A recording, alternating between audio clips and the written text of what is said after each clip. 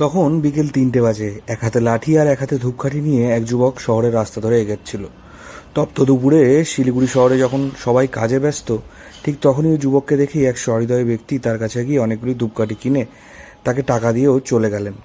তার কাছে গিয়ে জানা গেল সে একজন বিশেষ চাহিদা সম্পন্ন।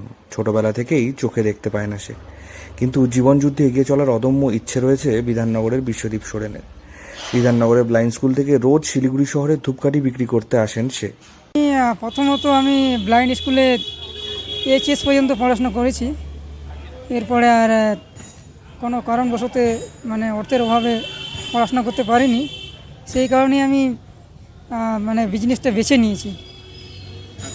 তো অসুবিধা তো হচ্ছেই, তো মানিয়ে নিয়ে চলতে হচ্ছে আর কি। এখন আপাতত ধূপকাঠি বিক্রি করছি, আর পাশাপাশি এই অর্কেস্ট্রার আছে আমাদের ব্লাইন্ড স্কুলেই। অর্কেস্ট্রারের মধ্যে আমি নাল বাজাই আর কি, নাল, তবলা এ সমস্ত। আচ্ছা, এই যে এতটা তিনি জানান যে তার সব কিছুই লাঠির সাহায্যে তিনি বিধাননগর থেকে শিলিগুড়িতে ধূপকাঠি বিক্রি করতে আসেন। প্রথমে সামান্য কিছু অসুবিধা হতো, তবে এখন সবটাই শিখে গিয়েছেন। বাড়ি থেকে কেউ নেই জিজ্ঞেস করা হলে কেন এই পথ বেছে নিলেন বলতেই তিনি বলেন যে পরিবারের বোঝা নয়, পরিবারের সাহায্যে এগিয়ে আসতে চায় সে। 8 বছর বয়স থেকেই তিনি ব্লাইন্ড স্কুলে থাকেন, সেখানে 12 ক্লাস অবধি পড়াশোনাও করেছেন তিনি। তারপরে বাবা মা তাকে বাড়ি ফেরার কথা বললেও তিনি আর ফেরেননি। এখন তিনি ধূপকাঠি বিক্রি করেন এবং ব্লাইন্ড স্কুলের সহপাঠীদের সঙ্গে তবলাও বাজান। যেহেতু আমি জন্ম থেকে ব্লাইন্ড, তো আমার এটা খুব নতুন নতুন অবস্থায় অনেকটা অসুবিধা হতো, এখনও হয়।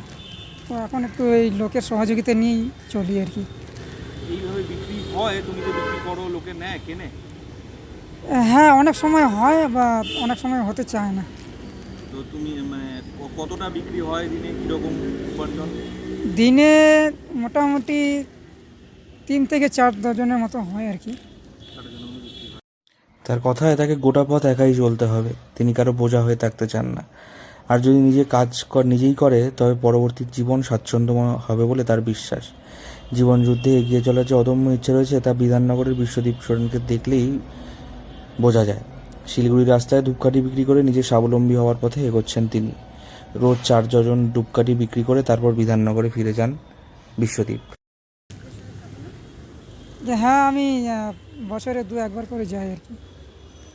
বেশিরভাগ সময়টা কোথায় থাকো? বেশিরভাগ সময় আমি ব্লাইন্ড স্কুলেই থাকি।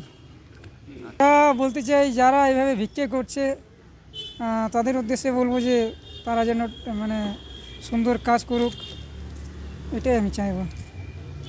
কাজ করে উপার্জন করা যায়। হ্যাঁ। বিশ্বদীপের এই গল্প আর 4 জনকে অনুপ্রাণিত করার জন্য যথেষ্ট। শিলিগুড়ি থেকে অনির্বাণ রায় রিপোর্ট, লোকাল 18 বাংলা।